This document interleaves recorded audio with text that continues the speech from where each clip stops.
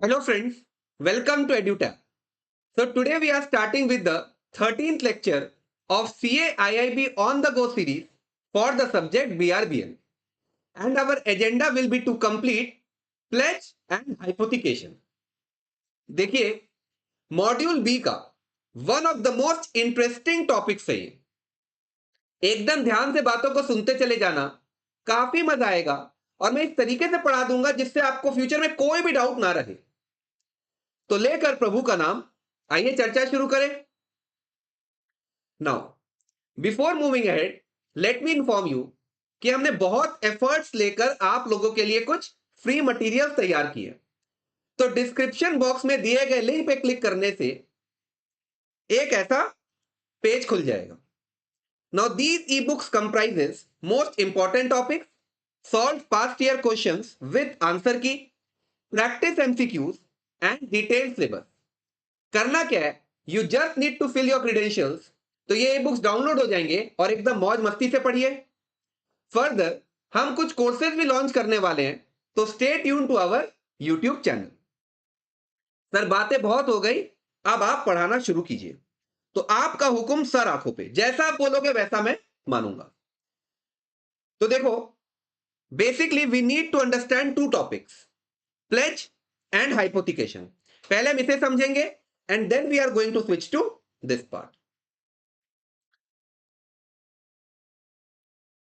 अब pledge topic में enter होने से पहले मुझे थोड़ा आपको बेलमेंट के बारे में बताना पड़ेगा।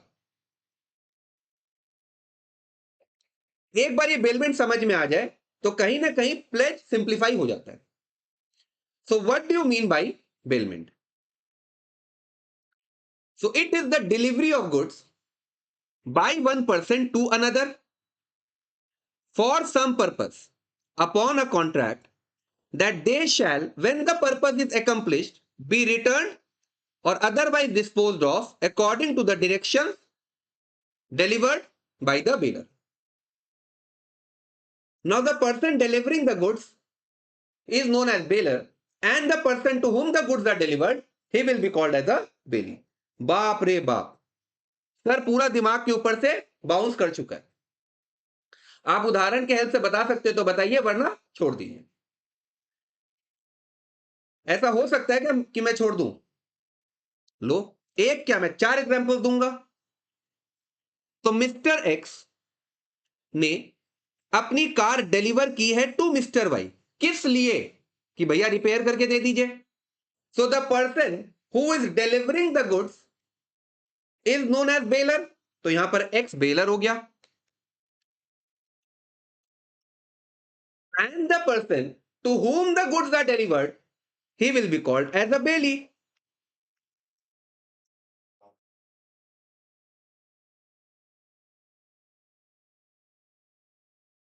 तो एक्स ने कार डिलीवर किया है for repair to mister Y, और वाई ने कार रिपेयर करके रिटर्न कर दिया टू मिस्टर एक्स।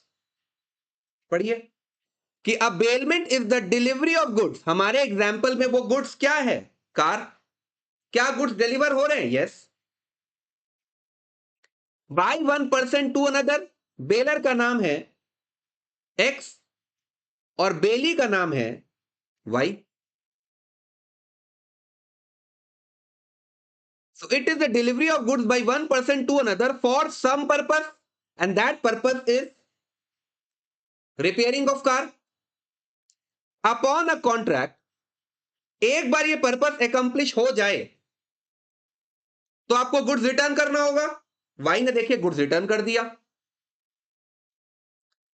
फिर example 2, mister A deliver a piece of cloth to mister B, और बी ने स्टिचिंग करके ये क्लॉथ वापस दे दिया है टू मिस्टर ए।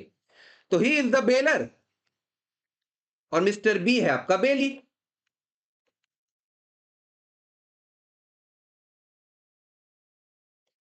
और गुड्स रिटर्न हो गए। तो सर एग्जाम्पल 1 और एग्जाम्पल 2 तो अच्छी तरीके से समझ में आ रहा है। फिर आइए एग्जाम्पल 3 में। Rahul deliver 10 kg of raw cotton. Rahul ने 10 kg रॉ कॉटन डिलीवर किया है एक टेक्सटाइल फैक्ट्री में। तो राहुल आपका बेलर हो गया और टेक्सटाइल फैक्ट्री आपका बेली हो गया। अच्छा, राहुल ने ये 10 केजीज ऑफ रॉ कॉटन क्यों डिलीवर किया? ताकि आप इसे क्लोथ में कन्वर्ट कर दीजिए। अब जब इस टेक्सटाइल फैक्ट्री ने इस रॉ कॉटन को कन्वर्ट कर दिया है इनटू क्लोथ, तो आइडियली तो डिलीवर करना चाहिए ना राहुल को, बट राहुल बोलता है मुझे मत डिलीवर कीजिएगा, आप इसे मिस्टर शर्मा को दे दीजिए। जब आप रॉ कॉटन को कन्वर्ट कर देते हो इनटू क्लोथ, तो वो क्लोथ मुझे ना देकर आप मिस्टर शर्मा को दो। तो Rahul instruct the factory to deliver the cloth to mister Sharma instead of returning it to him. In this case the goods are not return to the bailor. क्या गुड्स बेलर के पास आए? बेलर तो राहुल है ना, नहीं राहुल के पास नहीं आए हैं, but are disposed of according to the directions given by the bailor. जैसा राहुल ने डायरेक्शन दिया, जैसा राहुल ने इंस्ट्रक्शन दिया, उस हिसाब से गुड्स डिलीवर हुए, तो इसे भी बेलमेंट कहते हैं। अब पढ़िए कि a bailment is the delivery of goods by one person to another for some purpose upon a contract, और एक बार ये पर्पस एकम्प्लिश हो जाए तो आपको रिटर्न करना होगा। इसके लिए एग्जांपल 1 और एग्जांपल 2 था। अब जो बैलेंस पोर्शन रह गया ना, इसके लिए एग्जांपल 3 है, और otherwise disposed of according to the directions of the person delivering them. जैसा राहुल इंस्ट्रक्ट कर रहा है, जैसा राहुल डायरेक्शन दे रहा है, उस हिसाब से गुड्स को आप डिलीवर कीजिए। ठीक है सर, एक और एग्जांपल दो कि Anita delivered her gold to make necklace. Anita ने गोल्ड दिया ज्वेलर को कि आप इसका नेकलेस बना दीजिए, और जब आप नेकलेस बना दो तो वो सेट आप मुझे ना देकर मेरी डॉटर को दे दीजिएगा। तो Anita direct the jeweller to hand over the necklace to her daughter, thus the goods are disposed of according to the directions of the baler. यहां पर अनीता आपकी बेलर हो गई और ज्वेलर जो है ये आपका बेली हो गया।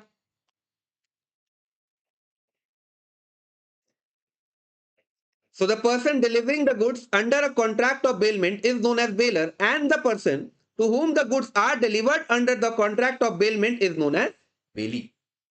यहां तक कोई भी डाउट नहीं सर? इसमें तो काफी मजा आया।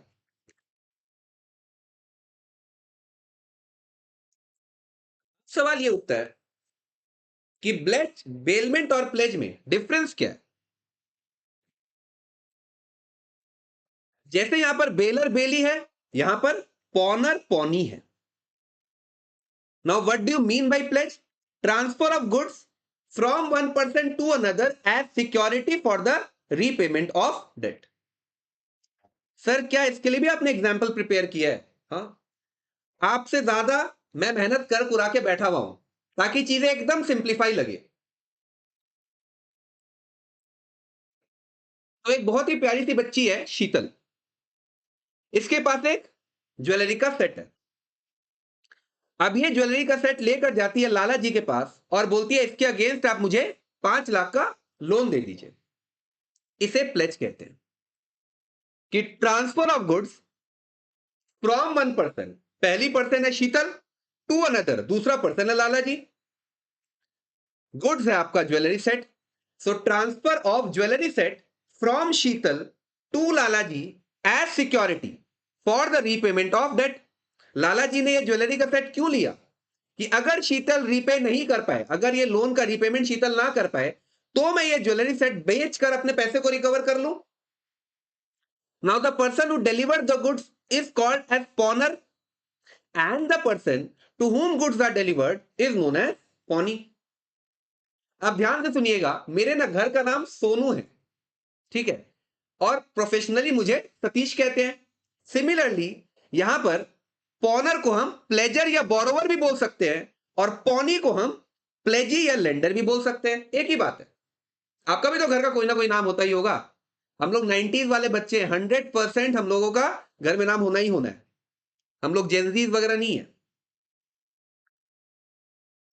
तो यहां मैंने आपको एक छोटा सा इंट्रोडक्शन दिया विथ रिगार्ड टू प्लेज। फिर essentials of contract of pledge, आइए इसमें एंटर हुए। कितने पॉइंट दिखाई दे रहे हैं? 4। तो there shall be a bailment. देखिए essentials of contract of pledge में बेलमेंट वर्ड आ गया कि नहीं आ गया? और बेलमेंट क्या होता है ये हम जानते हैं। थोड़ा और अगर एम्पलीफाई करूं अपने बातों को, तो बेलमेंट एक बहुत ही ब्रॉड टर्म है, उसके अंदर प्लेज आता है। तो there shall be a bailment for security against payment. क्या शीतल ने ये गोल्ड ज्वेलरी को प्लेज किया था कि नहीं किया था?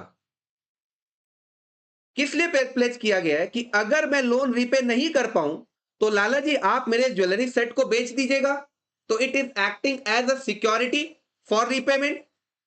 यही आपका पहला पॉइंट। फिर the subject matter of pledge is goods. हमारे एग्जाम्पल में वो गुड्स है jewellery set. Goods pledged shall be in existence, उनका वजूद, उनका औचित्य होना चाहिए। And there shall be delivery of goods from pledger to pledgee. Pledger कौन है? शीतल। प्लेजी कौन है? लाला जी। क्या प्लेजर को हम पॉनर या बोरोवर भी बोल सकते हैं? हाँ। क्या प्लेजी को हम लेंडर और पॉनी कह सकते हैं? यस।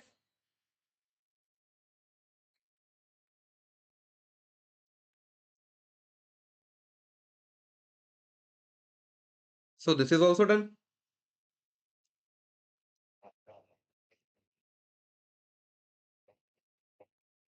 फिर आइए राइट्स ऑफ पॉनी में।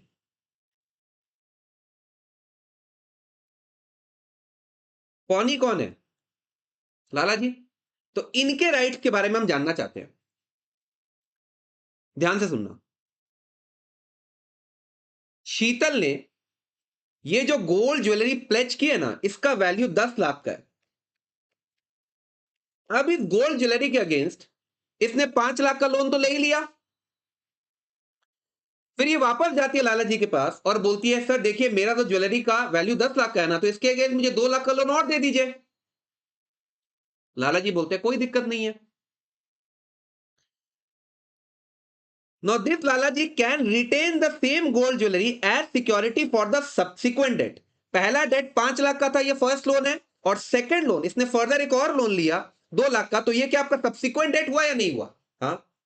तो लाला जी के पास ये राइट है कि वो सेम गोल्ड ज्वेलरी को रिटेन कर ले सब्सिक्वेंट डेट के लिए। लेकिन ये राइट वो एक्सरसाइज कब कर सकते हैं? जब शीतल और इनके बीच में पहले से ही कॉन्ट्रैक्ट हुआ हो। Only if the contract specifically provides for the right of retention। तो देखिए इसी को बोला जा रहा है right to retention of subsequent debts. Okay. दूसरा point, right to retain the pledged goods. एकदम अटेंटिव रहना है कि शीतल ने ये जो गोल्ड ज्वेलरी प्लेज करवाई थी लाला जी के पास, इसलिए लोन लिया 5 लाख का। अब एक बात बताओ, क्या लाला जी इस 5 लाख के अगेंस्ट इंटरेस्ट भी लेंगे कि नहीं लेंगे? बोलते हाँ मुझे 10% का इंटरेस्ट भी चाहिए। तो ओरिजिनल डेट है 5 लाख, इंटरेस्ट है 50,000, प्लस इस गोल्ड ज्वेलरी को अच्छी तरीके से भैया संभाल के भी रखना पड़ता है, तो बॉक्स बॉक्स में ठीक से रखो। उसमें समझ लो लाला जी का 4,000 का खर्चा और आ गया। तो total amount that Sheetal is liable to pay कितना है? 5,54,000। 5 लाख प्लस 50,000 प्लस 4,000। तो अब इसे पढ़ो कि the pawnee, pawnee means Lala ji, may retain the goods pledged. वो जो गुड्स प्लेज किया गया उन्हें वो रिटेन कर सकते हैं। For which liability? शीतल का लाइबिलिटी केवल 5 लाख डेट के लिए नहीं है, उसके साथ साथ आपको इंटरेस्ट भी देना होगा। तो इंटरेस्ट का अमाउंट है 50,000 plus all necessary expenses incurred by him in respect of the possession और for the preservation of the goods pledge. तो लाला जी ने देखिए 4,000 रुपए खर्चे किए हैं toward the safe custody and preservation of the jewellery. तो 5 लाख प्लस 50,000 प्लस 4,000, 5,54,000। ये आपका दूसरा राइट हो गया। फिर तीसरा, porn is right when पॉनर makes default. अगर शीतल पैसे ना दे पाए तो फिर लाला जी का क्या राइट है? कॉमन सेंस लगाइए अपना। लाला जी शीतल पे केस कर देंगे, वो ज्वेलरी रिटेन कर लेंगे कि मैं नहीं दूंगा,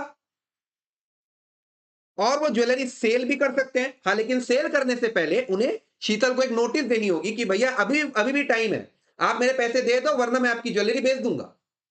तो कितने राइट दिखाई दे रहे हैं अगर ये डिफॉल्ट कर दे तो? कि पहला केस कीजिए, रिटेन कर लीजिए and sell the jewellery after giving Sheetal reasonable notice of such sale. अब सुनो, जब लाला जी ये ज्वेलरी मार्केट में बेचने के लिए जाते हैं ना, हाइपोथेटिकली मैं बोल रहा हूं, उन्हें 6 लाख रुपए मिल जाते हैं। ठीक है। हालांकि मैंने आपसे ये कहा था कि ज्वेलरी का वैल्यू 10 लाख का है, लेकिन यहां पर अपने एज्यूम करके चलते हैं कि उसे 6 लाख रुपए मिले। तो सेल प्रोसीड इस rupees 6 lakh. Total amount due कितना है? 5 लाख प्लस 50,000 प्लस 4,000।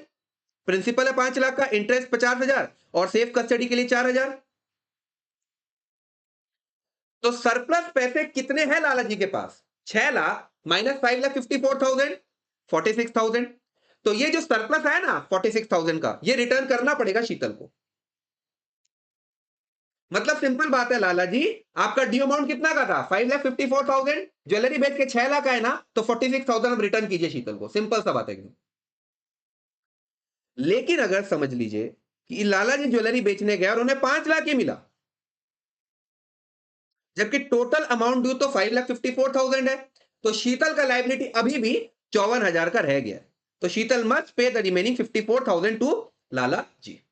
ओके, यही लिखा हुआ है कि if the pawner makes default, मतलब if Sheetal makes default in the repayment of debt और performance at the stipulated time of promise in respect of which the goods are pledged.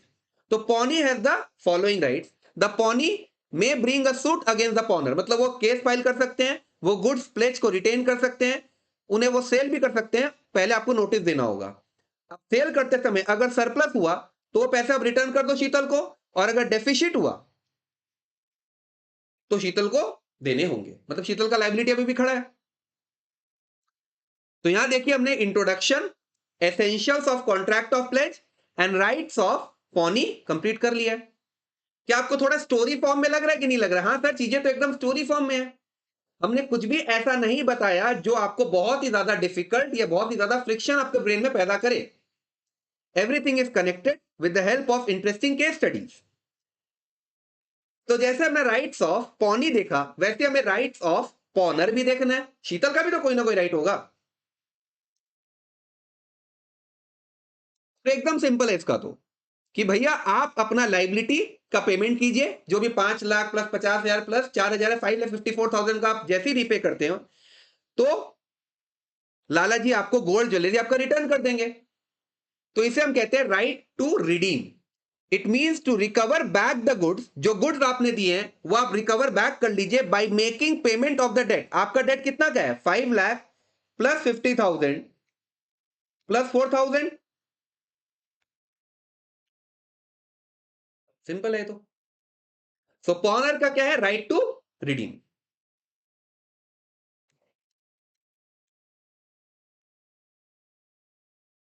फिर आइए duties of pony में। लाला जी की क्या duties है? पहले हमने राइट पढ़ा था, अब हम उनकी ड्यूटीज में जा रहे हैं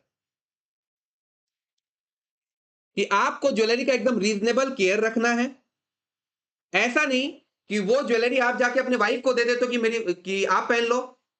मतलब क्या है, लाला जी के पास जो ज्वेलरी का सेट आया, वो अपनी बीवी को जाके बोलते हैं कि देखो शीतल को मैंने 5 लाख का लोन दिया था, उसके अगेंस्ट उसने मुझे ज्वेलरी का सेट दिया, आप ये पहन के कुछ दिन तक इंजॉयमेंट कर लीजिए। तो नहीं, duty not to make unauthorised use of the pledge goods and duty to return the goods. जब शीतल आपको आपके ड्यू के पेमेंट दे दे, 5,54,000 का पेमेंट कर दे, तो लाला जी आप रिटर्न कर दीजिएगा। Duty not to mix his own goods with the pledge goods. जैसे समझ लीजिए कि लाला जी के पास और भी काफी सारे ज्वेलरी सेट्स पड़े हैं, तो सबको मिक्स करके आप मिक्स आपने क्या किया? सारे ज्वेलरी सेट को मिक्स कर दिया। अब जब शीतल अपनी ज्वेलरी सेट मांग रही है तो उसके जगह आपने कुछ और दे दिया। नहीं, शीतल ने जो ज्वेलरी सेट आपके सामने प्लेज किया था ना, आपको एग्जैक्टली वही सेट रिटर्न करना होगा। आप ऐसा नहीं कि मिक्स करके कुछ और पकड़ा दो, चल बिना। And duty to return accreditation to the goods. जैसे इस पॉइंट के लिए मैं ज्वेलरी सेट को एज एन एग्जांपल यूज नहीं कर सकता। एग्जाम्पशन लीजिए कि शीतल ने शेयर्स प्लेज किए होते, शीतल ने ज्वेलरी की जगह शेयर्स प्लेज किए होते लाला जी के पास। अब कंपनी ने क्या किया? उस शेयर्स के अगेंस्ट बोनस दे दिया, तो लाला जी को वो शेयर तो रिटर्न करने ही होंगे, प्लस बोनस भी रिटर्न करो। ये नहीं कि बोलेगा कि मैं तो सिर्फ शेयर ही रिटर्न करूंगा, बोनस नहीं देने वाला। आपको शेयर और बोनस दोनों देना होगा। तो it is the duty to return aggregation to the goods if any. ठीक है, तो हमने introduction, essentials, rights of pawnor pawnee देख लिया एंड ड्यूटीज ऑफ पॉनी भी समझ लिया। फिर है duties of pawnor. So the pawnor is liable to pay the debt. क्या शीतल को 5,54,000 का पेमेंट करना होगा कि नहीं होगा? ये उसकी ड्यूटी है। अच्छा, पॉनर की ये भी ड्यूटी होती है to compensate the pawnee. Pawnee means Lala ji. मैं बार बार, पता आपको, ये पॉनर और पॉनी का नाम दे रहा हूं ताकि चीजें आपके ब्रेन में अनकॉन्शियसली स्टोर हो जाए. So it is the duty of the pawner, who is the Sheetal, to compensate the pawnee, who is the Lalaji, for any extraordinary expenses incurred by the pawnee. मतलब लाला जी ने अगर कोई extraordinary expenses इनकर किए हैं for preserving the goods pond, तो 4,000 रुपए खर्चे किए थे कि नहीं कर किए थे, वो भी आपको देना होगा. If the pawnee sells the goods due to default by the pawnor, अगर लाला जी ने गुड्स बेच दिए क्योंकि पॉनर ने पैसे नहीं दिए थे, तो पॉनर मस्ट पे द डेफिसिट. क्या 54,000 रिटर्न करने होंगे नहीं करने होंगे? 54,000 आया कहां से? देखिए, सब एग्जांपल से जुड़ा हुआ है कि Lala ji has sold the jewellery for ₹5 lakh और टोटल अमाउंट ड्यू था 5,54,000, तो शॉर्टफॉल 54,000 का रह गया कि नहीं रह गया? तो शीतल को डेफिसिट देना होगा. वही लिखा है. Easy, simple. हाँ, मैं बोल रहा हूं ना, ये टॉपिक में जिंदगी में अब आपको कोई डाउट नहीं आएगा. मैंने इतने अच्छे तरीके से आपको समझाने का प्रयास कर रहा हूं, इसके बाद भी है तो मैं नहीं जानता. अब प्लेज का एक आखिरी टॉपिक रह गया है कि who can create a pledge. इसे एकदम ध्यान से सुनना, इंटरेस्टिंग है ये. तो पहली तो है ओनर, दूसरा प्लेज बाय मर्केंटाइल एजेंट, फिर है pledge by person in possession under voidable contract, फिर है pledge by a co-owner in possession, फिर pledge where pawner has only limited interest, and pledge by seller और बायर इन पोजेशन. इसके लिए मैं आपको सबका एक एग्जांपल दूंगा. तो who can create a pledge. पहला कौन है? ओनर. तो क्या शीतल इस ज्वेलरी सेट की ओनर थी कि नहीं थी? तो ये प्लेज करवा के लोन ले सकती है. फिर है pledge by a mercantile agent. इसे समझते हैं. देखो, शीतल ने अपनी ये ज्वेलरी सेट एक एजेंट को दे दी. एजेंट का नाम है रमेश, और रमेश ने शीतल के बिहाफ में ये ज्वेलरी सेट को प्लेज करवाया विद लाला जी, और लाला जी ने 5 लाख का लोन दे दिया है शीतल को. अब हुआ क्या? शीतल ने ये लोन के रिपेमेंट में डिफॉल्ट कर दिया, और वो क्लेम करती है कि रमेश का कोई अथॉरिटी नहीं था कि वो इस ज्वेलरी सेट को प्लेज करवा के मुझे लोन दिलाए. तो मुझे वो ज्वेलरी सेट भी रिटर्न कीजिए और मैं आपके लोन का पैसा भी देने वाली नहीं हूं. तो लाला जी के हिसाब से ये प्लेज वैलिड है. लाला जी बोलेंगे नहीं, ये प्लेज वैलिड मैं मानूंगा अगर if he acted in good faith, if he had no notice कि Ramesh lack the authority to pledge. कहने का मतलब एकदम सिंपल सा है ये, कि अगर लाला जी के पास कोई जानकारी ही नहीं है कि रमेश के पास कोई अथॉरिटी नहीं थी ज्वेलरी सेट को प्लेज करवाने की, उसने एकदम सच्चे मन से 5 लाख का लोन दिया है, तो फिर इस प्लेज को हम वैलिड मानेंगे. तो यहां पे मर्केंटाइल एजेंट देखो कौन है? रमेश. मर्केंटाइल एजेंट मतलब होता है कि who acted in the ordinary course of business. जैसे मेरा एक एजेंट, उसी को मर्केंटाइल एजेंट कह देंगे. पढ़िए. So who can create a pledge? Mercantile agent, provided the following conditions are satisfied. He should be in possession of the goods. देखो हमारे एग्जांपल में वो मर्केंटाइल एजेंट का नाम है रमेश, उसके पास गुड्स का पोजेशन है कि नहीं है? Yes. And the goods must have been interested to him in the capacity of the mercantile agent. इसका कैपेसिटी क्या है? Acting in the ordinary course of business.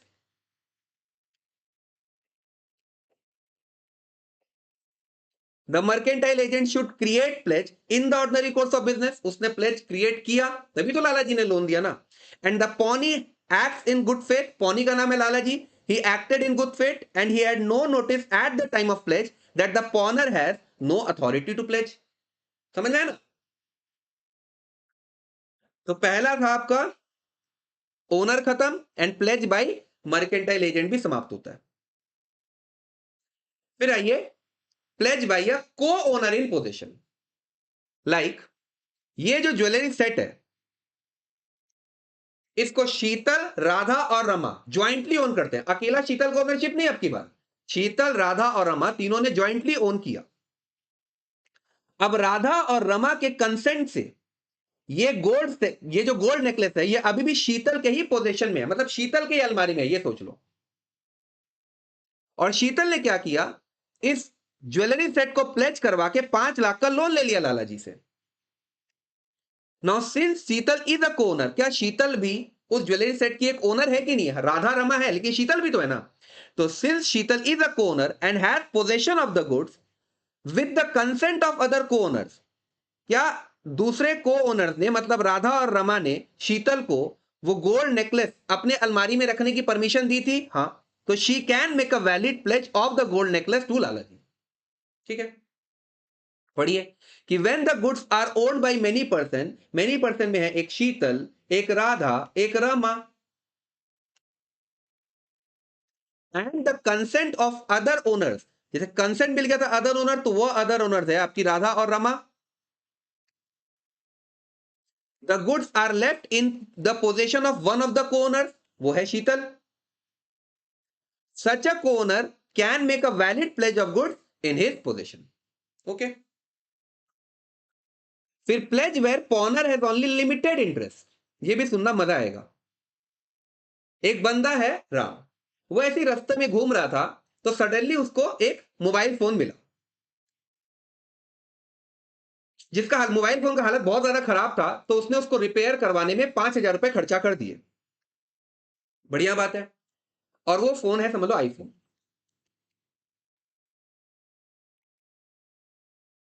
तो राम के पास एक ठीक कंडीशन वाला आईफोन आ गया। अब ये लेकर जाता है श्याम के पास, वो आईफोन लेकर गया श्याम के पास और बोलता है कि मुझे आप इसके अगेंस्ट 8,000 रुपए एज लोन दे दीजिए। अब हुआ क्या, ये आईफोन का जो एक्चुअल ओनर है ना, राम को तो ये रास्ते में पड़ा हुआ मिला था, तो इस आईफोन का एक्चुअल ओनर वो राम के पास आकर बोलता है कि मुझे मेरा फोन रिटर्न करो। So true owner can recover the phone subject to Ram 5,000 lawful interest और चार्ज। राम बोलता है कि मुझे फोन रिटर्न करने में कोई दिक्कत तो नहीं है, बट मैंने जो 5,000 रुपए खर्चे किए थे रिपेयर में, वो मुझे आप दीजिए, तब मैं आपका फोन रिटर्न कर दूंगा। So pledge is valid only to the extent of Ram's limited interest, that is rupees 5,000। तो ये जो प्लेज है ना, ये वैलिड होगा 8,000 के लिए नहीं, 5,000 तक के लिए, क्योंकि राम ने 5,000 रुपए रिपेयर में खुद अपने जेब से खर्चा किए थे। तो पढ़ो कि where a person pledges goods in which he has only a limited interest, तो pawner is not the absolute owner. क्या राम जो है वो एब्सोल्यूट ओनर है? क्या नहीं, राम एब्सोल्यूट ओनर नहीं है, ओनर तो कोई और है ना फोन का। The pledge is valid to the extent of that interest. 8,000 की जगह 5,000 तक की ये प्लेज हम वैलिड मानेंगे। ओके, तो ये भी खत्म हुआ।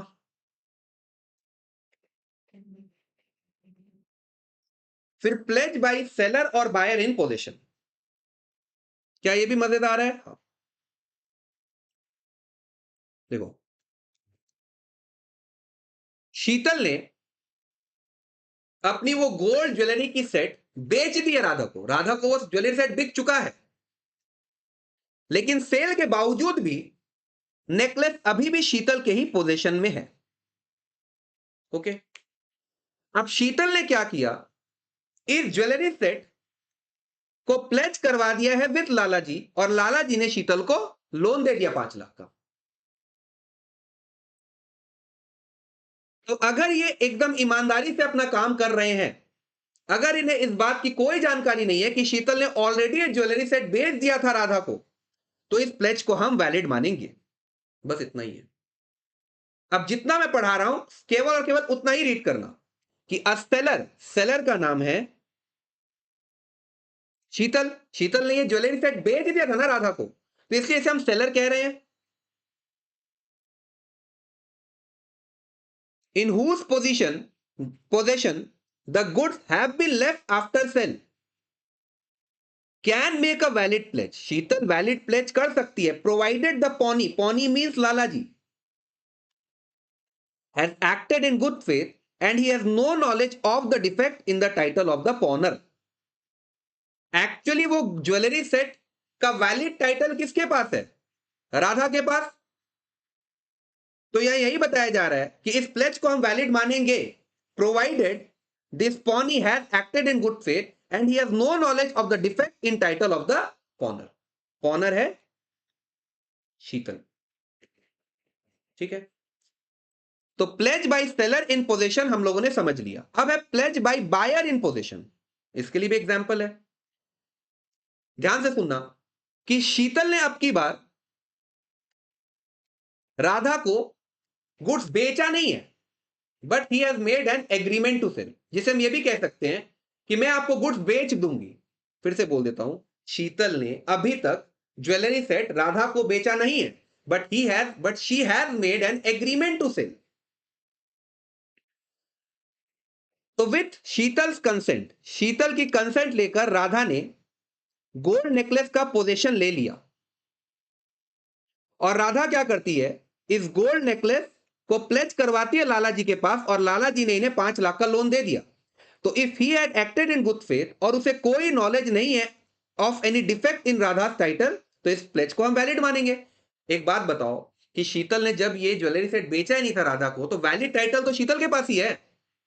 लेकिन राधा ने क्या किया, शीतल से परमिशन लेकर अपने पोजीशन में ले लिया, पोजीशन मतलब उसकी अलमारी में, और फिर वो ज्वेलरी सेट लेकर जाती है लाला जी के पास, और लाला जी ने उसे 5 लाख का लोन दे दिया। तो if Lala ji has acted in good faith and he has no knowledge of any defect in Radha title, तो this pledge will be valid. Okay, तो यही है प्लेज बाय सेलर और buyer in position. A buyer who with the consent of the seller, buyer थी राधा, जिन्होंने seller का consent लिया, seller है Sheetal, obtains possession of the goods before sale, can make a valid pledge provided the pawnee acts in good faith and he has no knowledge of the defect in the title of the pawner. Okay,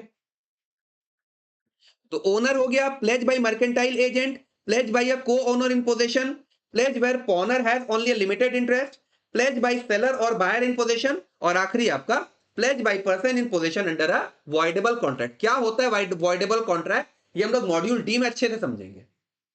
तो जितने detail में और जिस तरीके से मैंने आपको ये प्लेज टॉपिक बताया ना, मैं आपको गारंटी के साथ बोलता हूं एंटायर यूट्यूब में कहीं नहीं मिलेगा।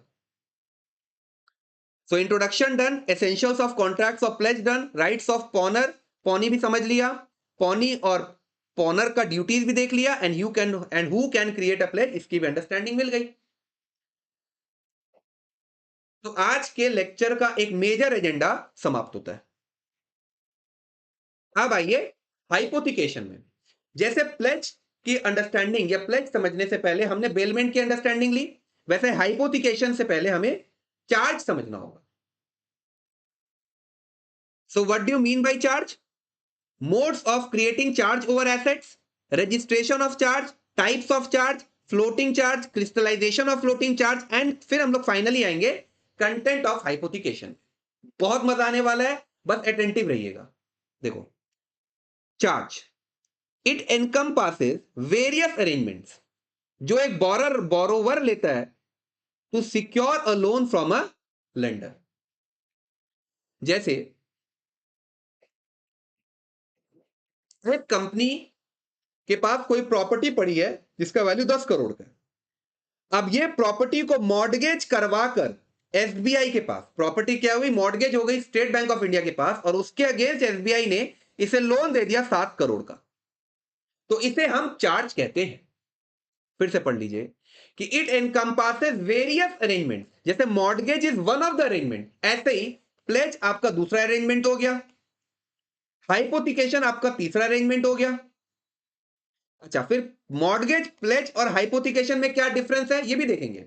तो it encompasses various arrangements like mortgage, pledge, hypothecation that a borrower, borrower का नाम है ये company, might take to secure a loan from a lender, lender है आपका एसबीआई, ठीक है।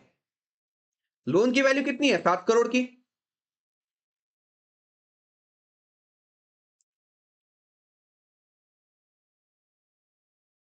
सर अब बताइए कि प्लेज, हाइपोथिकेशन और मॉर्गेज में फर्क क्या है? प्लेज के केस में आप मूवेबल प्रॉपर्टी दोगे, हाइपोथिकेशन के केस में भी आप मूवेबल प्रॉपर्टी ही देते हो, लेकिन मॉर्गेज के केस में आप एक इमूवेबल प्रॉपर्टी दोगे, और इमूवेबल प्रॉपर्टी मतलब वो which is attach to the earth. जैसे कि देखिए यहां पे एग्जांपल में ये जो प्रॉपर्टी है, क्या ये पृथ्वी से जुड़ी हुई है कि नहीं जुड़ी हुई है, तो इसलिए यहां पे मॉर्गेज है। वैसे ज्वेलरी सेट के केस में हम लोग प्लेज कह रहे थे, और jewellery set is a movable property. Okay, फिर under pledge goods will be in the possession of the lender. हमारे एग्जाम्पल में वो लेंडर कौन था? लाला जी। मॉर्गेज के केस में property will be in the possession of the borrower. Company के possession में है ना ये property, but under hypothecation also property will be under the possession of the borrower.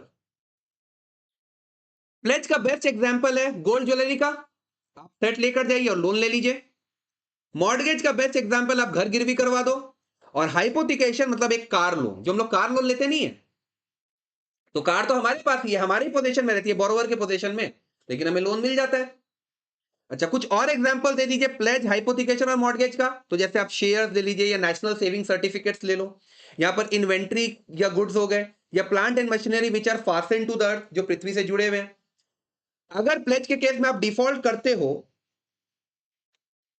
तो लाला जी आपके एसेट बेचकर लोन रिकवर कर लेंगे। हाइपोथिकेशन में बैंक आपका प्रॉपर्टी ऑक्शन करवा देगा, यहां पर भी ऑक्शन हो जाएगा। मतलब सिंपल सा बात है, अगर आपने किसी भी केस में लोन का डिफॉल्ट किया तो आपकी प्रॉपर्टी तो गई। फिर आइए रजिस्ट्रेशन ऑफ चार्ज में।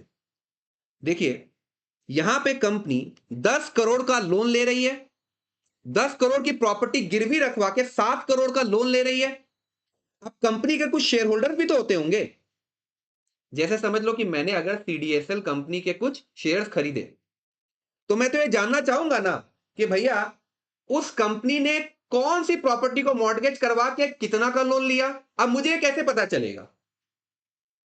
तो कंपनी एक्ट ने कुछ रिक्वायरमेंट डाली है। It mandate the registration of such charges with the registrar of companies. तो ये company with in 30 days of the creation of charge, जिस दिन चार्ज क्रिएट हुआ, जिस दिन आपने लोन लिया, उसके 30 दिन के अंदर आप मिनिस्ट्री ऑफ कॉर्पोरेट अफेयर्स में, मतलब आरओसी में आप क्या करोगे, इस चार्ज को रजिस्टर करवा लोगे, और फिर एमसीए की वेबसाइट में it will be open for public inspection. मतलब मैं जाऊंगा एमसीए के वेबसाइट में, और वहां मुझे दिख जाएगा कि सीडीएसएल कंपनी के कौन से प्रॉपर्टी पे कितना लोन मिला है और कौन से बैंक के पास ये गिरवी है। तो इसको, ये registration is necessary to provide notice to the public, specially those considering extending credit to the company about the encumbrances of the company's property. जैसे देखो, मैं तो एक शेयर होल्डर हूं, तो मैं तो ये जानना चाहता ही हूं कि मेरी कंपनी की कौन सी प्रॉपर्टी कहां पे मॉर्गेज है। सिमिलरली, आज समझ लो वही सीडीएसएल कंपनी को अगर कोई 500 करोड़ का लोन देना चाहता है, तो उसको भी तो जानना होगा ना कि भैया ये देख लेते हैं कौन सा प्रॉपर्टी इधर उधर लोग दिया हुआ है। तो इसलिए आपको चार्ज का रजिस्ट्रेशन करवाना अनिवार्य होता है। ओके, तो हमने मीनिंग ऑफ चार्ज समझा, modes of creating a charge और एसेट देख लिया, और रजिस्ट्रेशन ऑफ चार्ज की भी क्लैरिटी मिल गई। फिर चार्ज दो प्रकार के होते हैं, एक होता है फिक्स चार्ज, एक होता है फ्लोटिंग चार्ज। मैं यहां पे आपको फ्लोटिंग चार्ज के बारे में सब कुछ बता दूंगा, फिक्स चार्ज के बारे में अभी जानने की दरकार नहीं है।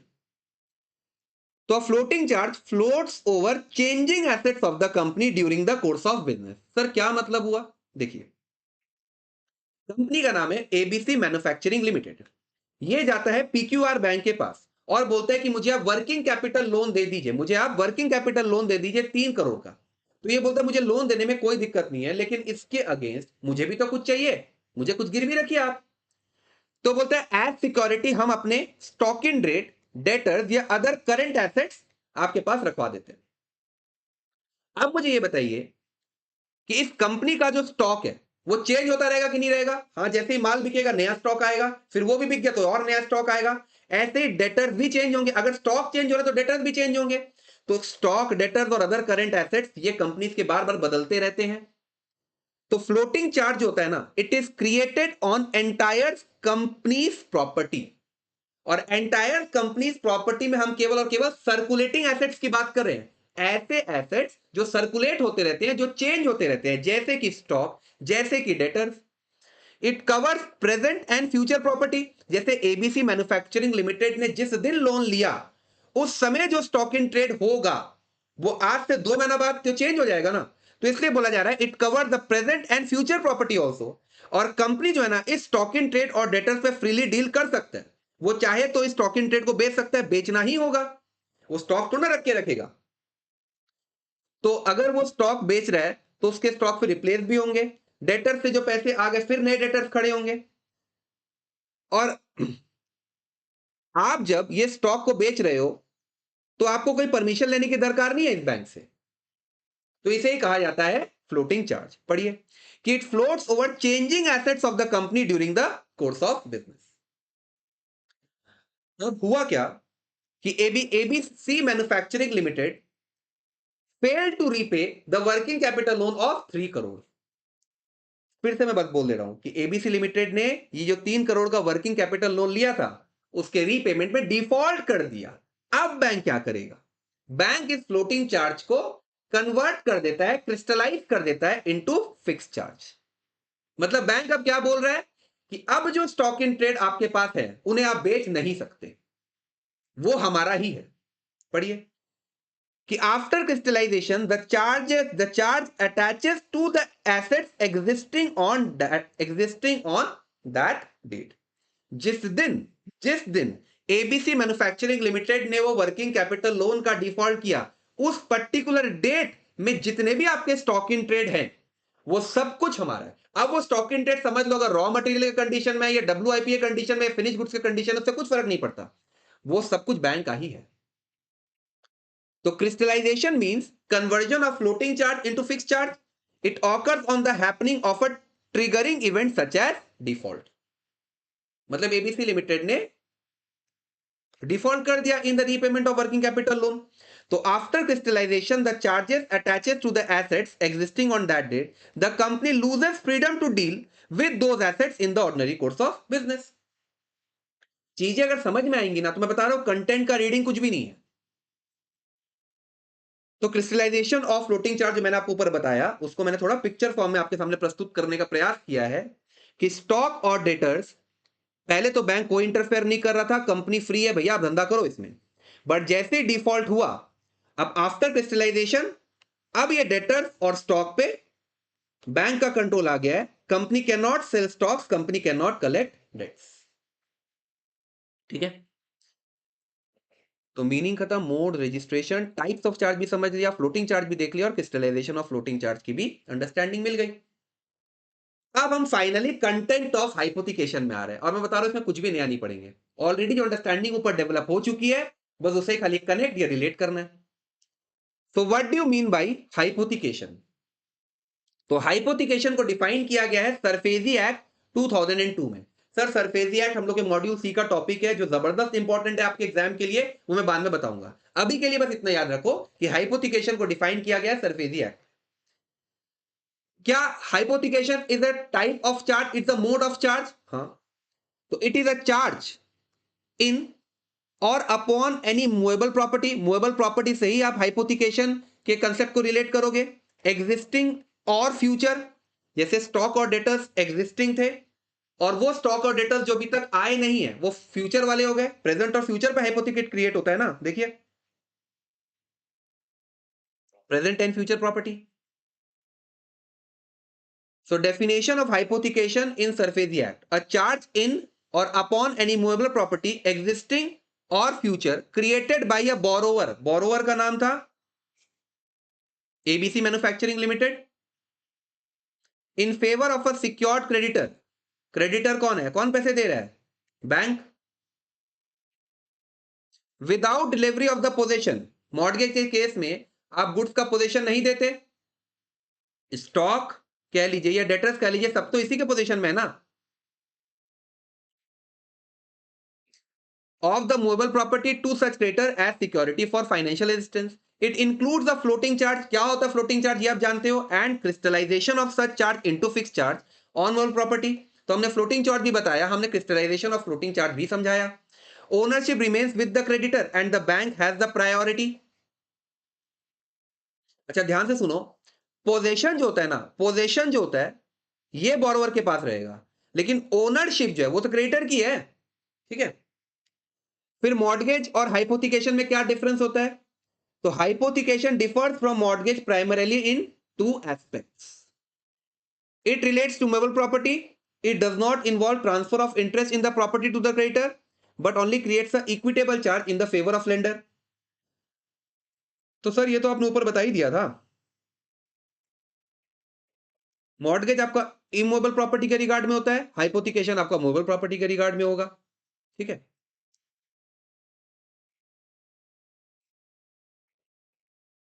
फिर facility limited to respectable customers. देखिए, आज अगर मैं आपके पास लोन मांगने के लिए जाता हूं, तो आप मुझे लोन तभी दोगे जब आपको ये पता है कि यार ये पैसे मेरे पक्का रिटर्न करेगा, इसका क्रेडिट स्कोर अच्छा है, इसका मार्केट में रेप्यूटेशन अच्छा है। वही लिखा हुआ है कि while hypothecation is lawful for various entities, कोई भी एंटिटीज जाके अपने एसेट्स को हाइपोथिकेट कर सकती है, चाहे वो सोल प्रोप्राइटरशिप हो, चाहे वो पार्टनरशिप हो, चाहे वो जॉइंट स्टॉक कंपनी हो। It is typically granted to customers, हम उन्हीं कस्टमर्स को देंगे जिनका इंटीग्रिटी पे हमको कोई डाउट ना है। प्लस आपको रजिस्ट्रेशन भी करवाना पड़ेगा चार्ज को। अच्छा, registration of charge is given under companies act 2013, इसके बारे में मैंने आपको भी बताया था। Cases where hypothecation is used, ताकि आप लोन ले सको अगेंस्ट वर्क इन प्रोग्रेस, चाहे वो डब्ल्यूआईपी के कंडीशन में हो, रॉ मटेरियल कंडीशन में हो, चाहे वो फिनिश गुड्स के कंडीशन में हो, आपको लोन मिल जाए। तो यही है। फिर ड्रॉबैक्स क्या है हाइपोथिकेशन के, एक खुद ही सोचो क्या होना चाहिए ड्रॉबैक, कि यार मैंने अपने गुड्स को हाइपोथिकेट करवाया, मैं लोन का रिपेमेंट अगर नहीं कर पाया तो मेरी प्रॉपर्टी गई। तो challenges include the borrower retaining position of the goods. आज मैं अगर अपनी प्रॉपर्टी हाइपोथिकेट करवा रहा हूं और मैं अगर रिपे नहीं करता, तो गुड्स की पोजीशन तो मेरे पास ही है। तो फिर बैंक आएगा, वो प्रॉपर्टी को सीज करेगा, फिर उसका ऑक्शन करेगा, तो झमेला है ना। तो वही लिखा हुआ है कि challenges include the borrower retaining position of the goods which reduces the creditors control, bank का कंट्रोल कम है, and may lead to fraudulent dealings. Additionally there is a risk of erosion of security, आज मेरी जो security है उसमें मैं कुछ छेड़छाड़ी कर दूं, जो जो प्रॉपर्टी की वैल्यू 10 लाख की थी उसमें ऐसा कर्म कांड किया कि वो 10 करोड़ से प्रॉपर्टी हो गई अब 7 करोड़ की। Multiple hypothecations of the same stock. आप लोग अगर बनमाश कंपनी देखे होंगे मूवी, उसमें शाहिद कपूर क्या करता है, एक प्रॉपर्टी को मल्टीपल बैंक के पास हाइपोथिकेट करवा देता है, एंड अल्टीमेटली डिफिकल्टी होता है in realisation of assets in case of default. Okay. फिर precautions taken by the bank, ये हाइपोथिकेशन के ड्रॉबैक से बैंक भी तो अपने आप को बचाना चाहेगा ना। तो ensuring borrowers do not have hypothecation facilities from other banks, prominently displaying boards declaring hypothecation। Basically banks क्या प्रिकॉशन लेगा, वो कंपनी को बोलेगा कि आप जाके वो चार्ज को रजिस्टर करवाइए। अब एक बार अगर वो चार्ज रजिस्टर हो जाता है, तब कोई भी बैंक को तो ये पता चल ही जाएगा ना कि यार ये प्रॉपर्टी तो ऑलरेडी इस फलाना बैंक के पास मॉर्गेज, इस ये प्रॉपर्टी जो है ये फलाना बैंक के पास हाइपोथिकेटेड है, उसके अगेंस्ट में वापस से लोन ना दूं, इसलिए registration of charges very important. फिर आपको हाइपोथिकेशन का डीड भी बनाना होगा। तो यहां मैंने आपको हाइपोथिकेशन और प्लेज पूरा कंप्लीट करवा दिया। अब हम लोग कुछ सवाल कर लें कि which of the following is the best example of hypothecation. Gold given as security while the lender takes position, ये हाइपोथिकेशन में नहीं आता। Home mortgage to bank, shares pledge with the lender, तो यहां देखिए ये मॉर्गेज है, ये होम मॉर्गेज गलत एग्जांपल हो गया, होम नहीं हो सकता बिकॉज मॉर्गेज केवल और केवल, सॉरी होम तो सही है ना, हाँ सही है सॉरी।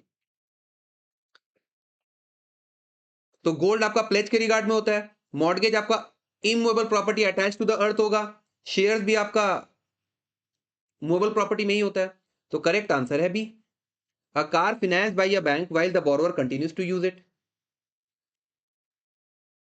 फिर which of the following is not a duty of the pawnee या pledgee to take reasonable care of the pledge goods, ये है।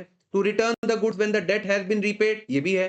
To return any aggregation of the good, जैसे शेयर दिया और अगर बोनस मिल जाता है तो लाला जी आपको शेयर्स और बोनस दोनों रिटर्न करने होंगे। तो करेक्ट आंसर है B, to make unauthorise use of the pledge goods. इसका क्या मतलब हुआ, मैंने आपको बताया था कि लाला जी वो ज्वेलरी लेते हैं और अपनी बीवी को बोलते हैं कुछ दिन तुम भी इंजॉय कर लो पहनने के लिए, तो ये नहीं होगा, B is my right answer. फिर if the pawner makes default, अगर पॉनर डिफॉल्ट कर दे in the payment of debt at a stipulated time, तो which of the following is not a right of the pawnee, क्या वो case file कर सकता है, हाँ वो केस फाइल कर सकता है। फिर वो बेच भी सकता है, फिर वो रिटेन कर सकता है goods placed as collateral security, फिर automatically become the absolute owner of the placed goods, and sell the placed, sell the thing placed after giving reasonable notice of sale. तो ए बी और सी ये तो उसका right है, but आप automatically owner नहीं बनोगे। ऐसे कैसे ऑटोमेटिकली ओनर बन जाओगे, आपको तो पहले परमिशन लेना होगा ना कि मैं गुड्स बेच दूं कि नहीं बेच दूं। तो डी इज माई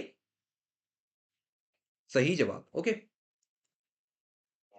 अब क्लास को समापन करने से पहले कुछ और बातें हैं जो हम शेयर करना चाहते हैं आपके साथ, और मैं बहुत खुशी के साथ ये आपको बताऊंगा कि आप एड्यूटैब की वेबसाइट में लॉगिन करोगे ना, तो एक कोर्सेज सेक्शन है। कोर्सेज सेक्शन में जाके आप सीआईबी पोर्शन में चले जाइए, तो एक ऐसा पेज खुल जाता है। तो हमने अपना टेस्ट सीरीज लॉन्च कर दिया है।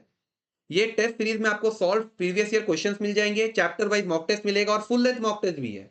इनफैक्ट दिसंबर में ईयर 2024 में 2 बार पेपर हो चुके हैं, 25 में 2 बार पेपर हो चुके हैं और 26 में 1 बार पेपर हुआ है। उन सबको इनकॉर्पोरेट कर दिया है। और टेस्ट सीरीज देखिए बहुत इंपॉर्टेंट होता है आप लोगों के लिए। आप कितना भी कंटेंट पढ़ लो, अगर सवालों को सॉल्व नहीं करोगे तो दिक्कतें फेस करनी ही करनी है एग्जाम में।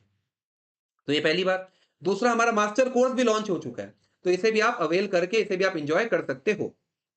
अच्छा सर, प्राइसेस बहुत ज्यादा है, थोड़ा आप कम कीजिए। तो आप जैसा बोलोगे वैसा मैं मानूंगा, ये तो मानते ही हो ना। तो हमने 80% का फ्लैट ऑफ लगा के रखा है। पहले ही ऑफर 10 से 12 तारीख था, लेकिन आप लोगों के ह्यूज डिमांड के कारण हमने इस ऑफर को एक्सटेंड कर दिया है टू फर्दर 3 डेज। आपको एक कोड पुट करना पड़ेगा, freedom80। तो freedom80 कोड पुट करने से आप डिस्काउंट को अवेल कर लोगे, और ये ऑफर हम लोगों का 15 अगस्त तक ही चल रहा है। ओके, तो वो कोड आपको याद कर लेना, कौन सा कोड है, freedom80।